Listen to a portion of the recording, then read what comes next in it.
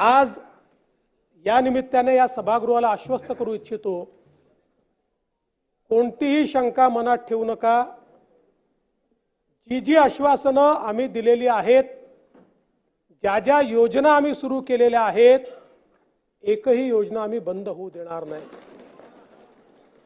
ज्या लाडक्या बहिणींनी महायुतीवर प्रेम दाखवलं,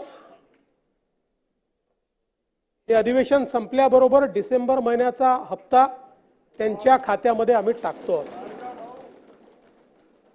आणि काहीच बदल नाहीये। नाना, मी या ठिकाणी स्पष्ट करू इच्छितो, कुठलेही नवीन निकष नाहीत, आता तर सगळ्यांनाच टाकतो, पण ॲपरंटली असं लक्षात येत आहे की काहींनी 4-4 खाती उघडलेली आहेत।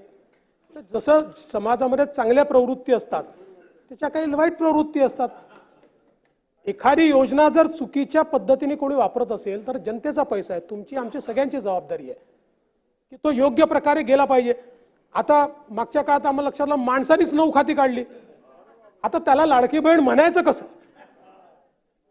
पण लाडका भाऊ म्हणू शकत नाही, कारण बहिणींच्या पैशावर डल्ला मारतो तो लाडका भाऊ कसा? त्यामुळे असे जे आहेत,